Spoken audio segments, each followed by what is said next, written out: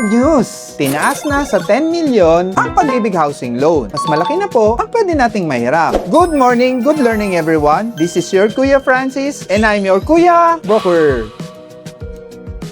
Magandang araw mga ka-property! Kung balak mong bumili ng bahay, townhouse, condominium, o magpatayo ng sariling bahay, may magandang balita galing sa Pag-ibig Fund. Mula sa dating loan limit, maaari na po tayo makahiram ng 10 million sa ilalim ng Pag-ibig Housing Loan Program. Nakadepende na lang po sa ating kakayahan at qualification. Ano ang ibig sabihin nito para sa mga home buyers? Number 1, dahil mas mataas na po ang purchasing power, mas marami na po tayong pagpipilian na property, especially sa lugar na mataas po ang presyo ng real estate. Number 2, mas malaki ang budget para sa house construction. Kung magpapatayo po tayo ng bahay, mas malaki na po ang ating pondong magagamit para sa construction. Number 3, mas magandang pagkakataon para sa mga middle income earners. Hindi mo na kailangan lumipat sa bank financing. Basta make sure, pasok po ang ating requirement sa Pag-ibig at tinatanggap ng developer ang Pag-ibig Housing Loan. Kadalasan po kasi sa mga prime areas, ang prefer ng mga seller or ng developers ay full cash or bank financing lang po. Tandaan po natin na hindi ibig sabihin na makakairam tayo automatic ng 10 million. Titingnan pa rin po ni Pag-ibig ang inyong income or capacity to pay. Usually, our amortization should be 40% of our monthly income. Dapat updated at complete ang ating contribution sa Pag-ibig. Another po, dapat po tayo po ay employed or may sariling business. Next, dapat po maganda ang ating credit standing. Wala po tayo dapat ng mga bad debts. Lastly, nakadepende po ito sa appraisal din ng property. Mga ka-property, kung balak mong bumili ng property at gusto mong malaman kung magkano ang maaari mong i-loan sa Pag-ibig or sa bangko, mag-message ka lang po sa comment section below. For more real estate tips, huwag kalimutang i-like, i-share at i-follow ang Kuya Broker at Great Tempa Realty social media channels. Lamang po ang may alam. Again, this is your Kuya Broker. God bless po sa ating lahat.